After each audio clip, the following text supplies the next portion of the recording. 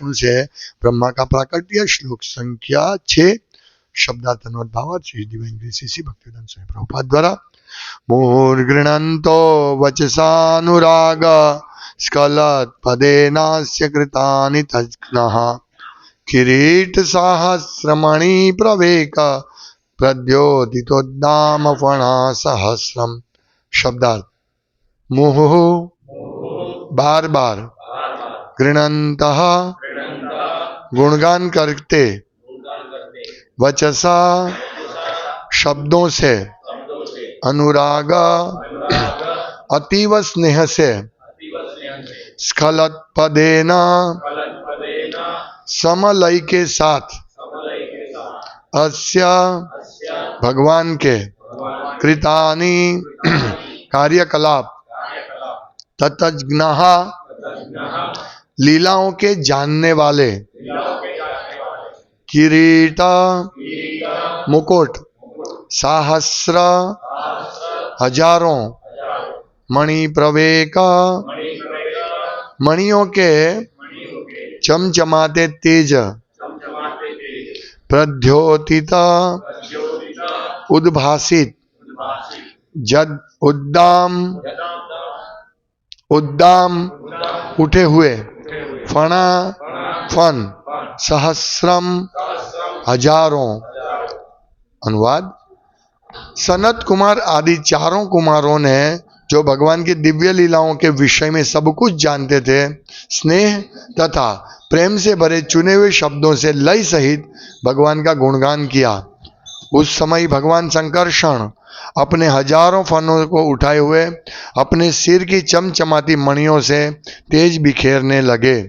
तात्पर्य, भगवान कभी कभी उत्तम श्लोक कहलाते हैं, जिसका अर्थ है जिसकी पूजा भक्तों द्वारा चुने शब्दों से की जाती है। जो भक्त भगवान की भक्ति में स्नेह एवं प्रेम से पूर्णतया निमग्न रहता है, उसके मुख से ऐसे चुने हुए शब्दों की जड़ी लग जाती है। ऐसे अनेक उदाहरण हैं, जिनमें एक छोटे से बालक ने भी, जो भगवान का महान भक्त था, भगवान की लीलाओं के गुणगान के लिए चुने हुए शब्दों में उत्तम स्तुति की। दूसरे शब्दों में, मधुर स्नेह तथा प्रेम उत्पन्न हुए बिना कोई भी व्यक्ति भगवान की स्तुति उत्कृष्ट ढंग से नहीं कर सकता। ओम ज्ञानतिमिरान्धस्य ज्ञानाञ्जन शलाकया चक्षुरुन्मीलितं येन तस्मै श्री गुरवे नमः। नाम श्रेष्ठम मनुमपि शचिपुत्रमत्र स्वरूपम रूपम तस्याग्जामुरुपुरी माधुरीं गोष्ठवतीं राधा कुंडम गिरिवर महो राधिका माधव संप्राप्तो यस्य प्रतितु कृपया श्रीगुरुं तं नतोऽस्मि। वन्देऽहं श्रीगुरु श्रीयुतपदकमलं श्रीगुरून् वैष्णवांश्च श्रीरूपं साग्रजातं सहगण रघुनाथान्वितं तं सजीवं साद्वैतं सावधूतं परिजनसहितं कृष्ण चैतन्यदेवं श्रीराधा कृष्ण पादान् सहगण ललिता श्री विशाखान्वितांश्च श्री कृष्ण चैतन्य प्रभु नित्यानंद श्री अद्वैत गदाधर श्रीवासरि गौर भक्त वृंद। हरे कृष्णा कृष्ण कृष्ण हरे हरे, हरे राम राम राम हरे हरे। हरे कृष्णा। भगवान उत्तम श्लोक, भगवान का नाम है उत्तम श्लोक, क्योंकि उनकी उत्तम श्लोकों से सिलेक्ट शब्दों को लेकर भगवान की प्रार्थना की जाती है। और इतनी सुंदर प्रार्थना है, हे कृष्ण करुणा सिंधो दीनबंधो जगतपते गोपेश गोपिका कांत राधा कांत नमस्ते। भक्त ऐसे प्रार्थना करते हैं, पर इस प्रार्थना में क्या है? प्रेम। यहां लिखा है कि मुहुर्गृह्णन्तो वचसा अनुराग, मुहु बारंबार स्तुति कर रहे, और कैसे? अनुराग, प्रेम से स्तुति कर रहे। स्खलत पदेनास्य कृतानि तज्ज्ञः, तज्ज्ञ वो जानते थे, कृतानि भगवान के कार्यों को वो जानते थे। कौन? ये चार कुमार, सनत कुमार जो कहते हैं यहां, तो उनका प्रतिनिधित्व कर रहे हैं चार कुमारों। तो पहले प्रार्थना उन्होंने की, जो जानते थे भगवान की सब लीलाओं को। किरीट, तो ये सुनकर संकर्षण भगवान, जो भगवान का अंश है, अंश का अंश है, और संकर्षण भगवान बहुत प्रसन्न हो गए। उन्होंने अपना सर उठाया, जो मणि से भरा हुआ, सहस्र मणि प्रवेका, किरीट सहस्र, जो मुकुट और मणि से विभूषित था। सोचिए, बहुत सुंदर रूप है संकर्षण भगवान का। वो सर्प है फिर भी अनंत भगवान संकर्षण अनंत है। तो उन्होंने अब पूरा प्रसन्न हो कैसे, तो पूरा तेज वहां छा गया। तो यहां इंपॉर्टेंट पॉइंट प्रभुपाद क्या कहते हैं कि ये अनुराग, वचसा अनुराग, हमें भगवान की स्तुति अनुराग से करनी चाहिए। भगवान की सेवा, भगवान को प्रेम से भक्ति करनी चाहिए हमको। भक्ति का शब्द का अर्थ ही है प्रेम पूर्ण सेवा। तो हमें यह समझना यहां पॉइंट क्या है। बाकी बहुत सारे लोग स्तुति करते हैं, हाँ? लेकिन उसमें प्रेम नहीं है। प्रेम होना चाहिए। जब श्रीमती राधा रानी भगवान को कुरुक्षेत्र में मिलते हैं तो भगवान उपदेश देते हैं उनको योग और ज्ञान का। तब राधा रानी कहते हैं ये सब हमको नहीं चाहिए उपदेश। ये उपदेश कोई हमको कुछ नहीं चाहिए, हमको सिर्फ आपका प्रेम से बस सेवा करना चाहते हैं। हमें ये सब, हमें ज्ञानी योगी नहीं बनना है, क्योंकि इसमें प्रेम नहीं है। ज्ञानी का लक्ष्य क्या है? ज्ञानी योगी का ये निर्विशेष ब्रह्म में, ज्ञानी निर्विशेष ब्रह्म में जुड़ना चाहते हैं और योगी कुछ सिद्धि प्राप्त करना चाहते हैं, यही लक्ष्य है, वो नहीं। हाँ, अन्याभिलाषिता शून्य, ये महत्वपूर्ण चीज है, अन्याभिलाषिता। और सिर्फ कृष्ण की स्तुति, मतलब कृष्ण को प्रेम से अर्पण करना है, कुछ बदले में कुछ लेना नहीं है। जब भगवान कृष्ण राधा रानी को कहते हैं कि मैं, क्योंकि राधा रानी कहते हैं कुरुक्षेत्र में मिले आप, यहां हमको अच्छा नहीं लगता, आप भी कृष्ण, वही कृष्ण और मैं राधा रानी वही हूं। ये चैतन्य महाप्रभु ये भाव को प्रदर्शित करते हैं। जब रथ यात्रा के दौरान चैतन्य महाप्रभु भगवान के सामने ये सब प्रार्थना करते हैं, श्लोक बोलते हैं, तो उसमें राधा रानी के भाव से वो प्रार्थना करते हैं और कृष्ण, जगन्नाथ कृष्ण है, तो ये दोनों का आदान प्रदान होता है। वो ही आदान प्रदान कुरुक्षेत्र में हुआ था।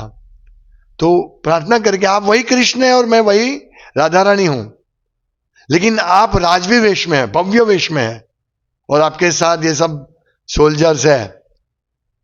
मुझे ये रूप नहीं, आप वही आ जाओ वृंदावन में, कोई शोर बकोर नहीं, पक्षियों का आवाज और ये सब शांति।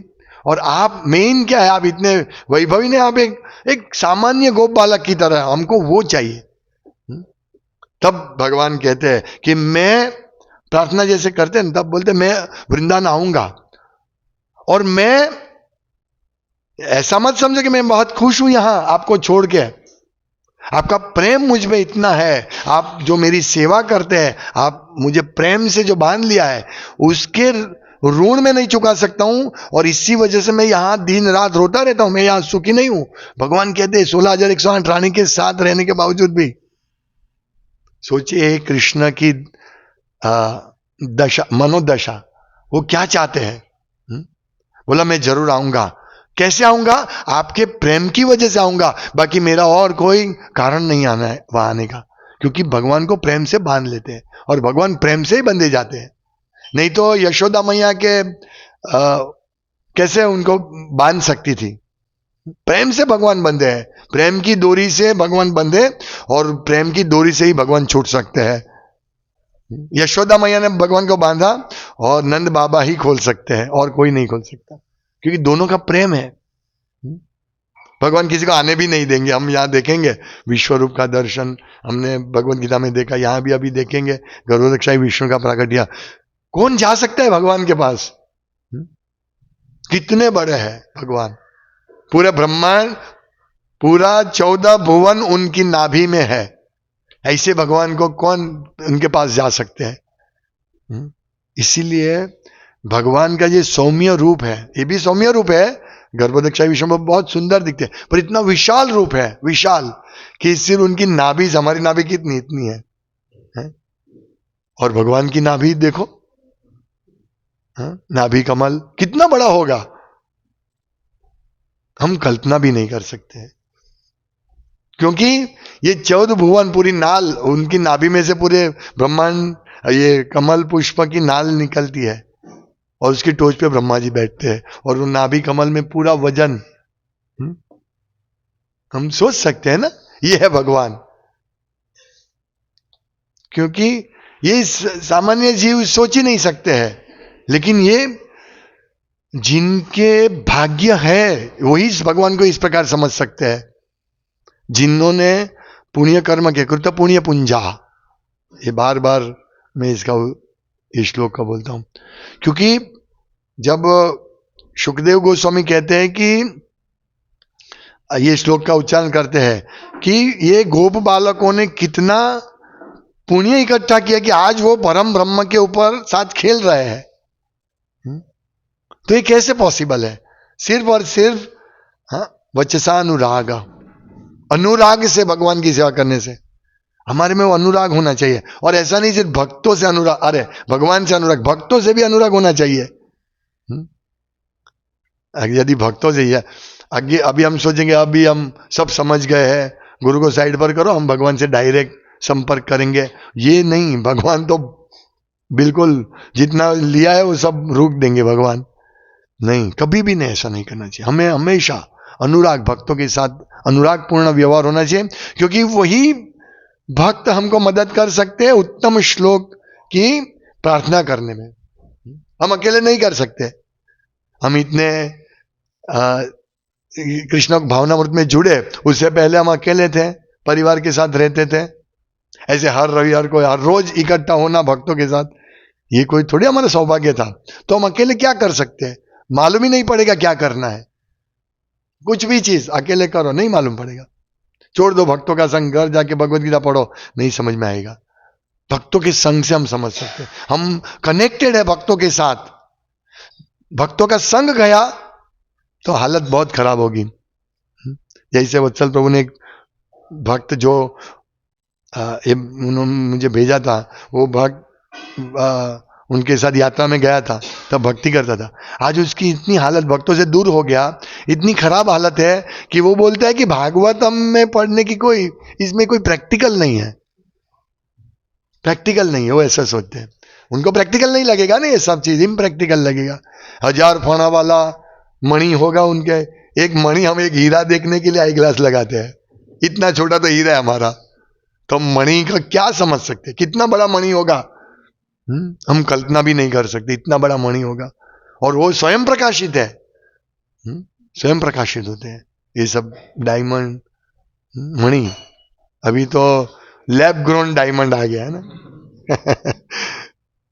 देखो कहाँ, और वो कमाते हैं ज्यादा, सब पूरा डिस्टर्ब हो जाता है, पूरा अपना ये करते हैं। ये लैब ग्रोन मणि नहीं था, ये पूरा रियल मणि था, दिव्य मणि था, भगवान के ने धारण किया था ना। अब ऐसा बोलते हैं हमारे भक्त के लैब ग्रोन डायमंड और असली डायमंड में फर्क ही नहीं है। तो ऐसा सब डुप्लीकेट को भी असत्य सत्य करी माने। इमिटेशन, सोना की जगह वो आ गया, ये वो कौन सी इमिटेशन ज्वेलरी, सोना नहीं जगह वो बगसरा बगसरा सोना जैसा ही लगेगा। मुझे पहले बहुत शौक था, मैं पहनता था बगसरा की, सोना के तो पहन सकते नहीं, कोई खींच के ले जाएगा। तो ये सब चल रहा है। हमें भक्तों के संग में रहे, मैं इस पे बहुत जोर देता हूं कि भक्तों के संग में रहो, तभी हम भगवान के पास जाएंगे। भगवान वचन देते हैं, भगवान को भक्त इतने प्रिय है। देखिए भगवत गीता के अध्याय में कि तेषाम हम समुद्धरता संसार सागर, मृत्यु संसार सागरात। ભગવાન કહે છે એમનો ઉદ્ધાર કરીશ મૃત્યુ સંસાર સાગરમાંથી. કોનો? ભક્તોનો. કયા ભક્તોનો? કે જે ગૃણંતો વચસાનુરાગ, ભગવાનના ગુણાનું વર્ણન કરે છે અને ભગવાન પણ એને સ્પેશિયલ એને બચાવવા માટે આવે. તો વિચારો, જો આપણે ભક્તોનો અપરાધ કરીએ તો આપણે ભક્તિમાં પ્રગતિ નહીં કરી શકીશું. આપણી ભક્તિમાં પ્રગતિ ન થવાનું કારણ જ આ છે, अपराध। भगवान के पहलो जो अपराध है नाम अपराध, भगवान के भक्तों की निंदा करना। आप बंद करिए, हमको बंद करना चाहिए ये सब। मतलब ठीक है, साइड पे वो जो भी है करें, कोई बात नहीं। और हमें निंदा बंद करनी है, और हमें भक्तों का गुण दर्शन तो करना ही है, लेकिन हमें समझना है कि अभी हमारे पास समय कितना है, समय बहुत कम है। इसीलिए सतत भगवान और भक्तों की सेवा और भगवान और भक्तों का गुणानुवर्णन करते रहना है, तब जाके हम इस भावना को प्राप्त करेंगे, कृष्ण भावनामृत को। नहीं तो हमको अमृत कहाँ लगेगा? भगवत गीता पूरा पढ़ लिया, कहाँ है अमृत इसमें? ऐसे ही देखेंगे, भागवतम पढ़ लिया, कहाँ अमृत है? यही बोला ना। अमृत तो छोड़ो, वो तो बोलते हैं ये इम्प्रैक्टिकल है, ये अभी के जमाने में इसका कोई मतलब नहीं। और देखिए कहां पहुंच गया वो भक्ति करता था, यात्रा में गया भक्तों के साथ, लेकिन भक्तों का संग छोड़ दिया, और कोई ऐसे मायावादी आके बोल दिया है प्रभुपाद क्या है? प्रभुपाद को कुछ नॉलेज नहीं है, ये सब कोटेशन क्या पढ़ने की आवश्यकता? ऐसा वहां तक गिर जाते हैं लोग। सोचिए, हम मेरे काफी ऐसे, काफी नहीं, थोड़े बहुत ऐसे गुरु भाई है जो गुरु महाराज की निंदा करते हैं कि गुरु महाराज ने हमारे जीवन बर्बाद कर दिया। ऐसे भी लोग हैं। आप सोचिए, गुरु बनना कोई ये नहीं है आसान, कितना भय है। गुरु बनना और शिष्य बनना, दोनों में भय है। गुरु बनना तो कितने लोगों को संभालना, हाँ, उनके पाप कर्म को लेना, और कोई ऐसा मिल गया किसी के साथ तो बोले मेरे गुरु खराब है, मैं गुरु का संग नहीं करूंगा, जाओ। ऐसे भी मिलते हैं। ये माया का देखो कितना जबरदस्त फंडा है कि हम गुरु को त्याग कर सकते हैं। इसीलिए हमको बहुत सावधान रहना है। ये सब तभी हमारे में अनुराग आएगा। अनुराग नहीं आएगा। अनुराग कब आएगा? जब हम किसी के साथ रहेंगे, वो हम उनको पसंद करेंगे, वो हमको पसंद करेगा, तब जाके रह सकते हैं। पति पत्नी कब लंबे समय तक रहेंगे? हाँ, पति घर पे आया तो जली हुई खिचड़ी देगा सुबह शाम, मुझे कुछ आता नहीं बनाना, तो कितना चलेगा? प्रयास करो, प्रयास करो। अगर पत्नी होती है अच्छी तो बोलते हैं ठीक है, मैं पति को प्रसन्न करने के लिए प्रयास करूंगा। और पति भी पत्नी को हर रोज एक एक साड़ी लेके आएगा, मतलब कुछ लेके आएगा गिफ्ट। कुछ नहीं लेके आए तो कम से कम हंसी तो देगा, तो पत्नी खुश होगा। हाँ ठीक है, चलो इतना तो दिया। ये तो दोनों पति पत्नी घर पे आते हैं, पूरा आ गए, और पति भी कहा मैं घर पे आया। ऐसा ही होता है। तो इसमें अनुराग नहीं होता है, पर अनुराग होना चाहिए। नहीं, कभी कभी ऐसा नहीं है कि ये 365 दिन इस कलयुग में पति पत्नी के बीच में ऐसा ही होगा। 365 में से 65 दिन हंसी मजाक होगी, और 300 दिन तू में तो होगी। एक कलयुग का प्रभाव है। हमको ट्रेनिंग नहीं मिली है। अभी हमको क्या ट्रेनिंग मिलती है? गंदगी मिलती है। ट्रेनिंग तो मिलती है, गंदगी मिलती है। जैसे मैंने परसों लेक्चर में बताया था, पूरा गंदगी मिलती है। तो हमें उत्तम श्लोक के हमें ट्रांसफर करना। प्रभुपाद लिखते हैं 10वें स्कंद में, 10वें अध्याय में भगवत गीता के एक तात्पर्य में, कि हमें भगवान की सेवा करनी पड़ेगी। यदि नहीं करेंगे तो माया की सेवा करना। तो यदि हमारा जीवा भगवान के गुणानुवर्णन में रहेगा, भगवान की स्तुति में रहेगा, या हरे कृष्ण महामंत्र में रहेगा, या प्रचार में रहेगा, तो हम माया से दूर रहेंगे। और हमारे पास टाइम ही, झगड़ा करने का टाइम कहाँ है? पत्नी आएगी झगड़ा करने, अरे भाई रहने देना, अभी कितना पढ़ना बाकी है, माला बाकी है, बाद में झगड़ा करेंगे। ऐसा जब भी झगड़ा हो ना, ठीक है तुम बैठ जा इधर, माला करो, मैं भी माला करता हूं, या एक श्लोक पढ़ लो भगवत गीता का, भागवतम का, देखो वास्तव में झगड़ा शांत हो गया। यही श्लोक पढ़ लो। यही मुहुर्गुणन्तो वचसानुराग, यही श्लोक पढ़ लो। और मैंने बताया था कि कहां से ब्रह्मलोक से आए, और कहां गंगा नदी से आए, और उनकी जटा गीली थी। ये सब कितना सुंदर है। हम लोग ये सोचते ही नहीं है। पूरा दिन दिन दिन ये संताप में हम निकाल देते हैं। ये बैठ के सोचना चाहिए कि उन्होंने उच्च लोकों से गंगा में डुबकी लगाई, जैसे हम रेलवे स्टेशन जाते हैं, बैठ जाते हैं और ट्रेन से वृंदावन जाते हैं, लेकिन हमको टाइम लगता है। ये ऐसी उस टाइम ऐसा परिवहन था। और प्रभुपाद लिखते हैं कि योगी सूर्य के किरणों पर भी बैठ के ट्रैवलिंग करता है। देखो ये टाइम ट्रैवल। और हम लोग यहाँ तो यहाँ से वहां जाने हैं तो एक एक क्षण में जा सकते हैं। यहाँ डुबकी लगाई और वहां आ गए हम। अभी मायापुर जाना हो तो योग विद्या सीख लो, यहाँ गंगा में डुबकी लगाई, गंगा न तापी मत नहीं, गंगा जવું પડશે, એટલું જવું પડશે અને सीधा कलकत्ता। इस प्रकार हम कर सकते, या मायापुर जा सकते हैं, ये है। लेकिन हमारे पास वो है ना, हमारे पास वो परिवहन है। हरे कृष्ण महामंत्र करेंगे, भगवान की सेवा करेंगे, भगवान का गुणगान करेंगे, तो हमारे घर में मायापुर प्रकट होगा। जैसे भागवतम क्या है, ये प्रकट हुआ है हमारे, हम अभी क्या कर रहे हैं, हमारे सामने संकर्षण भगवान प्रकट हुए हैं, 4 कुमार यहां बैठ रहे, ये प्रकट हुए हैं ना। हम भी यहीं पर है। हम कहां हैं अभी? पाताल लोक में हम, क्योंकि वही वहां की चर्चा कर रहे हैं ना, पाताल लोक की चर्चा कर रहे हैं। हमको जाने की आवश्यकता नहीं है, क्योंकि भागवतम आ गया, हमको लेकर आए। ये देखो पाताल लोक, ये देखो संकर्षण भगवान, ये है चतुर्ष कुमार। तो हमें क्या शिक्षा लेनी है? यही शिक्षा लेनी है कि हम लोग भगवान का हमेशा गुणानुवर्णन करते रहे। भगवान बहुत अच्छे हैं। भागवतम में वर्णन आते हैं, भगवान कृष्ण जब इंद्रप्रस्थ में आते हैं, लाक्षागृह से है, अर्जुन बच गए ये सब, और आते हैं पांडव लोग बच गए, फिर उनको यहाँ ये कौन सा नाम में बोला, इंद्रप्रस्थ में आए और बैठे थे। भगवान ने प्रणाम किया युधिष्ठिर महाराज और भीम को। भगवान छोटे थे तो उन्होंने प्रणाम किया, फिर अर्जुन को आलिंगन दिया। कितना प्रेम देखो। और ये लोग भी इतने प्रसन्न हो गए भगवान को देख के। ओह भगवान आप रहो, भगवान इधर रहो, कृष्ण आप रहो। ये भाव, हाँ ये भाव है। अभी एक व्यक्ति ने जगन्नाथ दामोदर उसको भागवतम दिया था, वो इसका स्वामीनारायण में था, तो उसने एक 7वां स्कंद तक पढ़ लिया। फिर इसमें एक लिखा था कि सज्जानंद स्वामी ऐसे नहीं, स्वामीनारायण संप्रदाय ये सब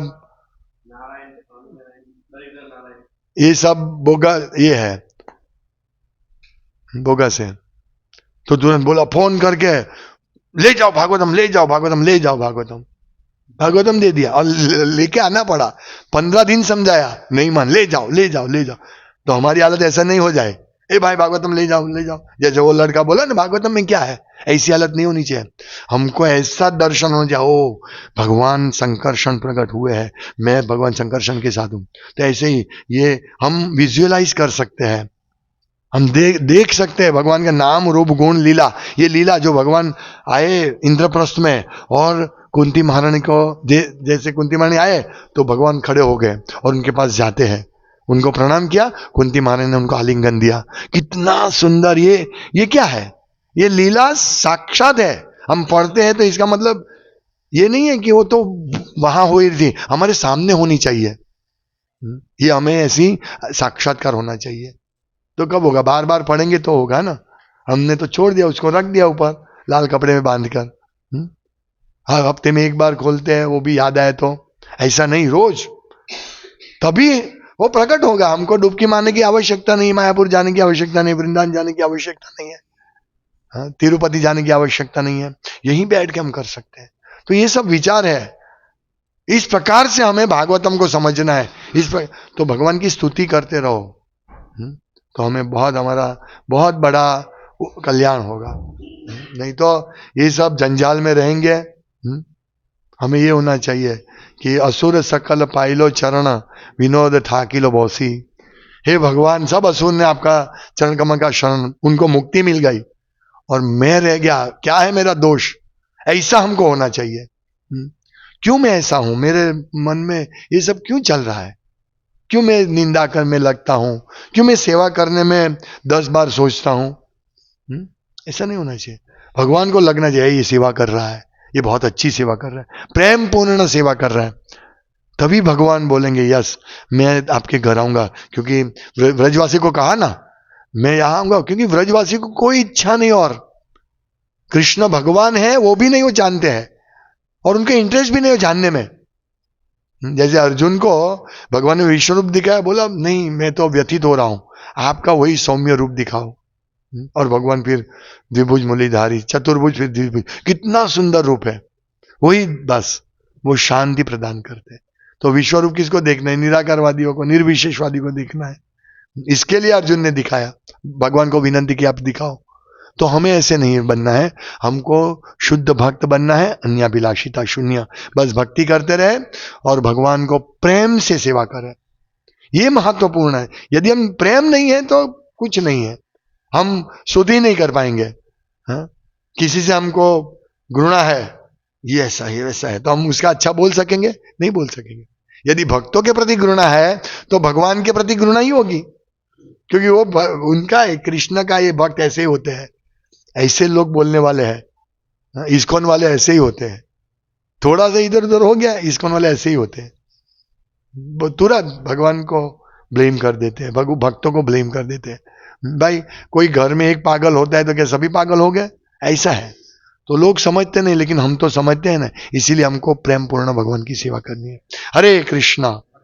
श्रीमद् भागवतम की जय, श्रील प्रभुपाद की जय। वांछा कल्पतरुभ्यश्च कृपा